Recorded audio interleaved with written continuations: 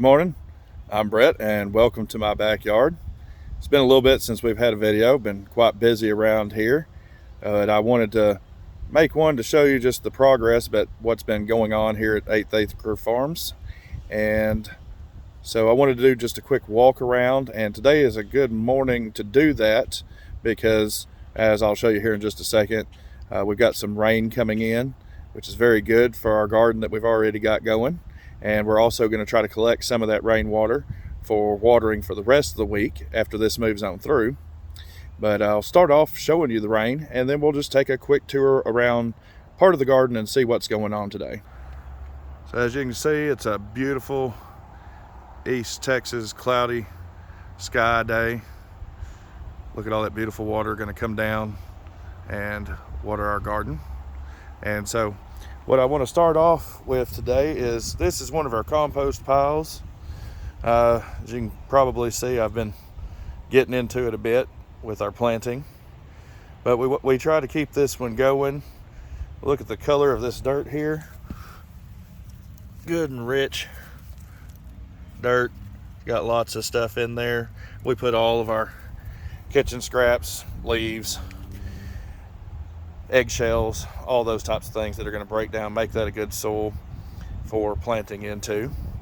So if you don't have a compost area in your garden area, I would suggest starting one. You don't need one this size. It could be smaller. Some people even make a compost area out of just a black trash bag, and that's good as well. There's also tumblers. They're a little bit more messy, and I don't like the tumblers because you don't have good contact with the soil. So how do you get those earthworms to get inside of your tumbler and break it down into good compost if the compost is not touching the soil itself? But this is just a simple one. As you can see, I just got 3 pallets, put a few screws in the corners, works quite nicely, catches most of the stuff. If it happens to fall out to the side over there, well, that's just fine too. Our next area, I don't know if we'll be able to get over there. You can see my cannas are starting to come up. I need to weed them out, but I've got a little raised bed over there. You can probably just see some of our radishes peeking up. This is a bed that we've got for radishes, beets, turnips, shallots, some onions, things like that. And the good thing about this is we can rotate this every few weeks. We can put something new. And that's a good thing when you're planting, is to try to do a succession gardening and keep something new going all year round. We may have to, as the seasons change the location. As the year changes, we might not want to plant tomatoes in the same spot we planted tomatoes last year. We might want to plant peas in that spot to fix some nitrogen, because tomatoes are a heavy feeding plant. But we want to keep planting in a succession to always try to have some food. You can probably see in the background I have a little herb tower going.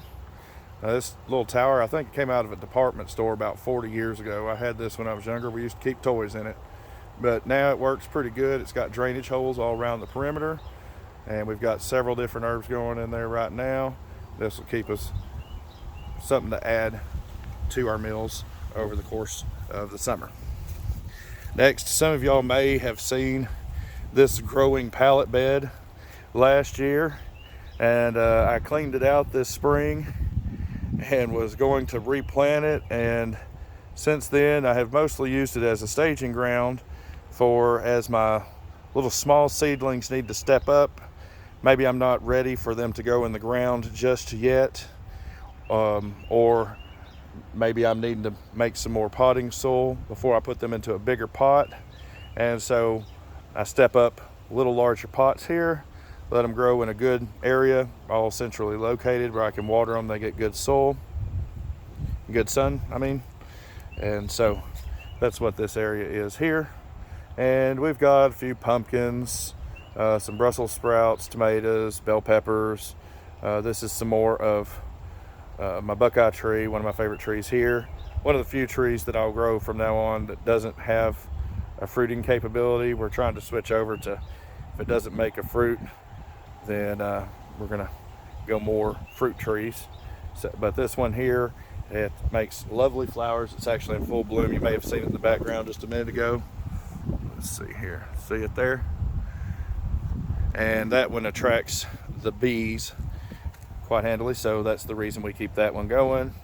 Of course, some more tomatoes, peppers, and some grapevine in the background there. Then we have here, these are a few trees we've got going. We got I believe it's called a Nanking cherry. This is an apple. I believe this is an Anna apple tree. And this one, that's going to be a blackberry bush down in the corner there. So lots more fruits and vegetables this year. We got a few of our earlier tomatoes. They're starting to get going here. And you can see in the background a few pepper plants that some of them are looking a little raggedy, but you'll see some green growth starting to come back.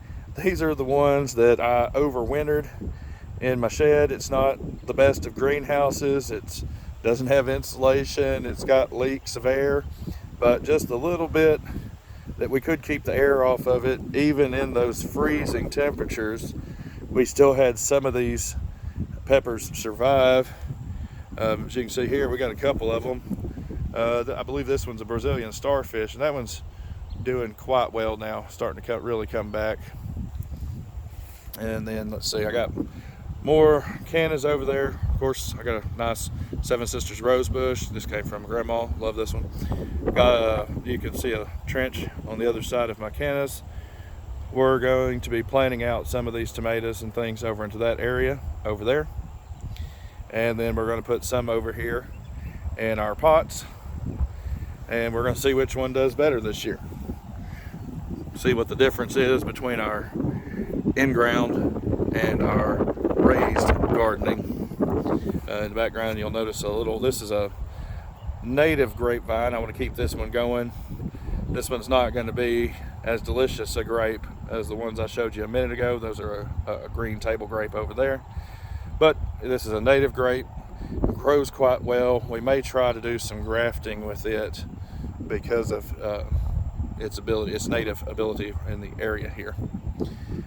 We got a few of our early peppers here that we're going ahead and moving up to the bigger buckets. They're starting to become established now. Some of our potatoes, you may have seen the video on how to grow potatoes.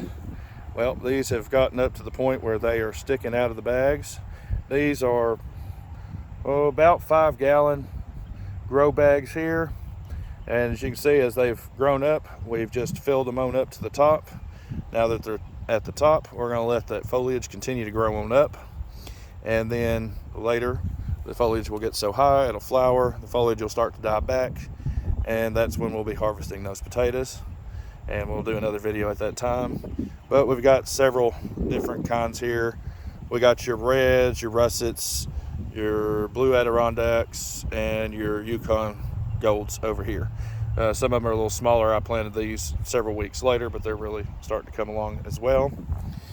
We've got our garlic bed. Having a little trouble with some of the garlic here. Some of it's not doing so well. We're going to have to check into that, see what's going on with that. But it's still coming along. It's still growing. So we've still got a couple of months before it's time to harvest it.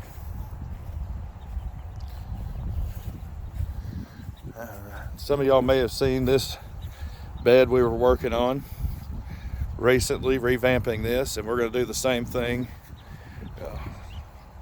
Coming on around the shed area here, going on up, you can see where I've already cleared it out. I'm going to continue this bed on around the shed and the chicken coop here. But we've got peas and beans, lots of onions and lettuces in this area. This has just been packed Bermuda grass area out here. It's good soil, but it's need a little work. So we've had this where we've covered up in a thick layer of mulch the last few years. We uncovered it, we dug down deep, we ended up going into the ground. This is about an 18-inch wall here, so you can see about half of it's down in the ground to try to prevent the Bermuda from coming underneath. And then we put down some black plastic also to cover the Bermuda coming out from there. We're going to cover that with a thick layer of mulch for a walk area through here. And then on the outside of that, you may have seen my videos about Three Sisters planting. This is an old style, especially an old American style, but of planting because of the native plants, where we start with corn. Corn, you know, gets rather tall, makes a good stalk. In and of itself, it's a good trellis. And so in between, we come back and we plant peas and beans, and then the corn stalks provide the trellis for the peas and beans to grow up on. And then for ground cover, you plant squashes that will help choke out the weeds underneath. And so these three native plants work very well together, and it's called the Three Sisters. And on the front one, we used more of our squashes, like our spaghetti squash or butternut. But back here, we're going with pumpkins. And I don't know how many we've got in here. We got a few more besides that are in here, but we've got a Jack B. Little, I think that's a Casper. We got your traditional, your Connecticut Fields, your jack-o'-lanterns. I think this is a Big Macs or a Dill's Atlantic Giant. And so we're gonna see how they go for this area. It's a good time to be planting pumpkins for eating right now. We'll get into planting them. If you want to grow pumpkins for Halloween, planting them at the beginning of July, that July 4th weekend, that's the best time to plant your Halloween pumpkins. And then we're going to come around. This was where our big container garden was last year, where we grew all of our tomatoes and our peppers and everything. But this year we've converted it. I wanted to have a lot more potatoes, onions, and brassicas this year. And so these are all full of russet potatoes. We really like potatoes around here. We've got several different onions growing. We've got your yellows, Texas Grande, your reds, and I believe these here are your white onions. We got some cabbage here. They were looking quite nice. This may be actually one of the more picture perfect plants we have growing right now. And that's a broccoli going to flower right in the middle of them. That was a holdover from last spring. Don't know how it's going so long, but we're just going to let it grow anyway. We got more onions. Here we have some more Brussels sprouts. Once again, these are some really old Brussels sprouts. I believe these have been growing for over a year here as well, but they're actually starting to put on some little Brussels sprouts there. It's kind of unique. I've never grown those before, so we're going to see how that turns out. More potatoes. We're trying potatoes in a few different areas. Like I mentioned, I like potatoes. So these are some russets. These are more of your blue Adirondack. You can even see the difference. See how pretty and green these are, and the purple hue in the top of these. Okay, one way to kind of differentiate them as well. We got some kale left over from last year that it's just about done for, so we're gonna pull that up and we're gonna replant these beds. We may plant some more potatoes in these beds, not sure yet. We got some more of our composting areas. This is where we're going to clean out the chicken pen in, let it break down over the course of this year like we did last year, and then we mixed that into these buckets to provide a good nitrogen base for them. And then we have some chips, wood chips. We let them break down for quite a while, and then we'll use them back in the chicken pen, let them mix it in, make some natural mulch there. More cannas, as you can tell, I quite like my canna plants. These are the red variety. We got one more thing we're going to show you today. Yeah, I started tilling this area up here too. I don't know what I'm planting here. Probably peppers. I've got so many this year. I don't know how many we're doing. Somewhere between 40 and 50. We really like our peppers. And so this is my other Three Sisters bed that we started. And this one you can see the corn starting to come up here. That's going to come up. That's going to be our trellis area. And between it, you can see our beans. And then if I go over here, got some of our peas, and this is going to grow up on top of there, and then our squashes are going to fill in the middle. This is a straight neck yellow squash here. You got some crook neck, some zucchini, and different things here. We're going to see how that goes. It's been working for thousands of years, so it ought to do all right here as well. So I hope y'all enjoyed that little garden tour this morning. If y'all have any questions or suggestions of a video y'all would like to see in the future, please jot them down below. If you haven't yet, hit that subscribe button, and we'll catch y'all next time.